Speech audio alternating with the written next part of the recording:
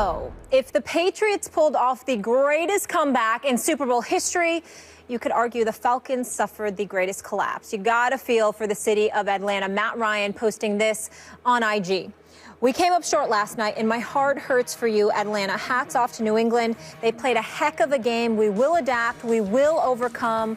We will rise up. Jeff Saturday's still with us. You're from Atlanta. Can't wait to get your thoughts on this subject. But I want to start with you, Stephen A. Can the Falcons recover from this? They most certainly can recover. I mean, they're helped along by the fact that we're talking about the sport of the National Football League, where parity is like their second word, for crying out loud. Every single year, a new team props up.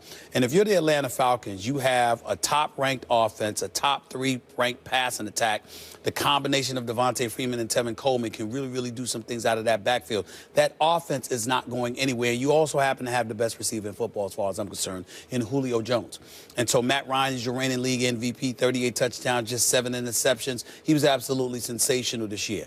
Came up smaller than expected, but we also have to give credit to the New England Patriots in terms of the time spent on the field, 40 minutes. They kept Matt Ryan off the field. As a matter of fact, when the Falcons had like a 28-3 lead or even 28-9, they literally had gone like an hour and 8 minutes without the ball. You know, I mean, that's how crazy it was. And so when you look at it from that perspective, it's very difficult to judge Matt Ryan outside of that sack that he should not have taken, should not have put himself in position to take it.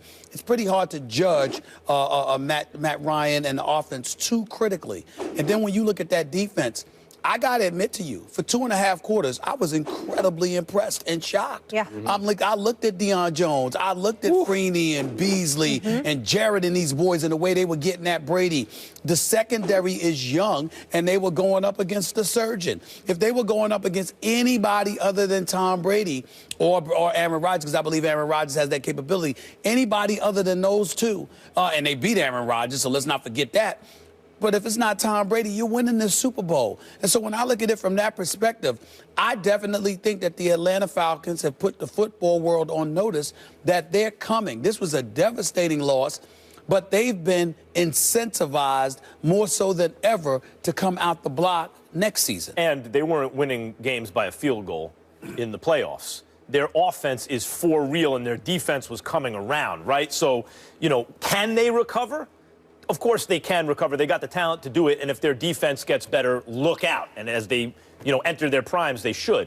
But will they recover is another story, because the rest of the league they also got a little fortunate in the playoffs. Green Bay was incredibly banged up by the time they played them. They didn't have to face the Cowboys and the ball control offense, right? And the Cowboys are going to be able to focus on the defensive side of the ball.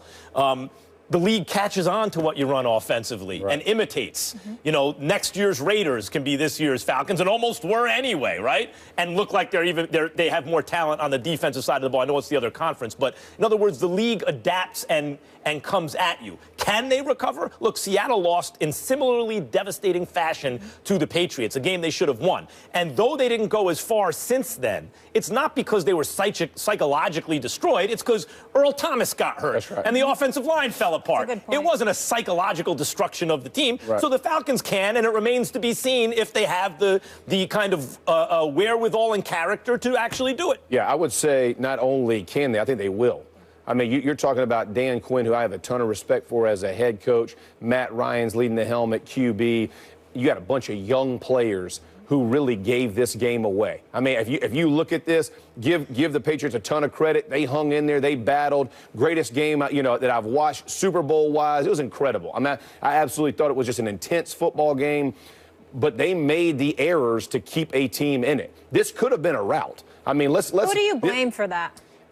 Is it the players, situational? It's both. I mean, it's both. So from the 3rd and 1, the strip sack, I would lean that towards Shanahan. But again, at that point, you're trying to be aggressive. You're trying to stay with it. I would have handed it off and then punted it.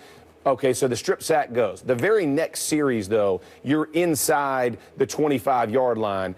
You run it the first time. New England calls a timeout, so you know they're going to use their timeouts. You're going to drain them somehow. Run the ball 2 more times. Dan Quinn. I mean, listen, you're the head coach at that point. Look at him and go, men, we're running it. I don't care if it's check with me. I don't care if we're trying to audible. I want the ball put 12 run. in the box. Yeah. We're going to run. By the way, he's been on a team that that didn't run it. Yeah. And, okay, Yeah. so let's not forget like managing how does situations. that happen with Dan Quinn? Yeah. So, how does that happen? So listen, you get caught up in the moment. You're giving your offensive coordinator leeway, and you should. I understand that. But at that moment, everybody said, hey, you can't assume what's going to happen. Maybe Matt Bryant misses it. Maybe they feel there's a lot of maybes in the world. I got to ask you about that, though, from Dan Quinn's point of view. We had this whole debate yesterday, and I put it mainly on Dan Quinn, because when you're, as a defensive coordinator, when you're helpless and you watch Bevel call a play that you may disagree with, you have to be thinking to yourself, if I'm ever in that position, the very next, like 2 seasons, you're in that position, and all you got to do is hand it to the running back twice. You're like 99.9% likely to win the game. You're 11 points up. They're out of timeouts. There's 3 minutes and 40 seconds. You know your defense is gassed. Look, from the third quarter on, really halfway through the third quarter, you saw they were gassed. And we talked about it before. You see how much they've been on the field and how difficult it is to stay with them. You're seeing Brady. You're seeing the momentum change and go the other way. After Julio makes that catch, you got to take advantage of it. All that being said, though, you have a lot of very young players, and they are set up to be very good the next few years. And so, as you're looking at this football team, you're going to lose Shanahan. Obviously, he's in San Fran. You're probably going to lose your quarterback coach. He's going to go to the Rams. So you have all kinds of issues that you're talking about. But you got to stick with the same philosophy because you've bought into the philosophy. Your offensive line mimics it. Your 2 running backs mimic it. Your receiving core, all of that mimics what you want. You have the players in place. Defense is going to be just fine. This is a first and second year, a bunch of players. Dan Quinn's going to have these boys right. They're going to get after it. They're going to do it.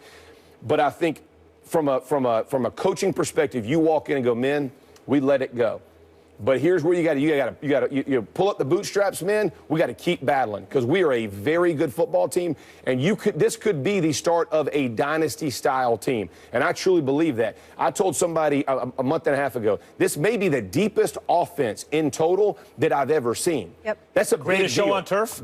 The deepest. Okay, not necessarily the most, but the deepest. You can go to the 4th tight end, still making plays. You can go to the 5th receiver, still making plays. 3rd running back, still making plays. I mean, they're young. Their quarterback's still young. Yep. They're hungry. I mean, they have a great coach. It's unbelievable. Like the energy around them is just. This could be the one thing you don't want to do is hang your head and go, we can't get back here. Understand. I let this one get away. It was on me because, truthfully, you got to own it. Matt Ryan, you got to throw that ball away. Situational football, the Patriots, the reason they're so successful is they know they're going to thrive in those situations. Players usually, now, have they made mistakes? Absolutely. I've been on teams and taken advantage of it. I love it because it's so rare. But you got to own it and go, you know what? Should have thrown the ball away. You know what? Should have went for it. All those things. But that's player-owned, and once you begin to own it, now you can recover from it. If you just pass it off, that's where you tank it. One slight thing you didn't bring up. All right. We said practically the same thing a year ago about the Carolina Panthers, and they're in the same division. So the thing about that we have to be careful. I believe in Atlanta based off of what I've seen, and Carolina never had this offense, and that's fair.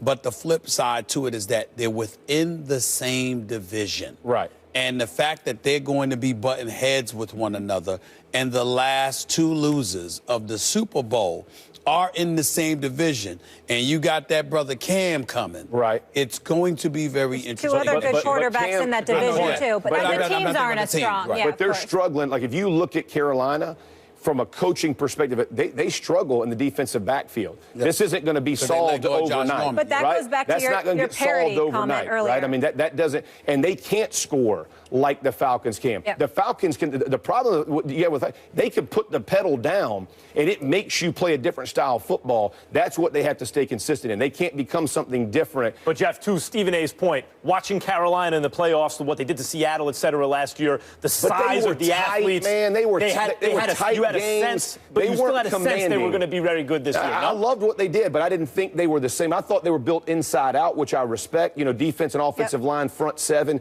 I love that. But on the outside, they don't have nearly the explosion. Atlanta's another level. Exactly. For perspective, only 7 times in Super Bowl history has a team lost and returned to the Super Bowl. The last time was 23 years ago, the Bills, and only twice they've actually won the game. So it has happened. But saying there's a chance. Every quarter century. Jeff, thank you for being with us. We appreciate your perspective, as always. Coming up was last night's Cavs-Wizards game and Eastern Conference Finals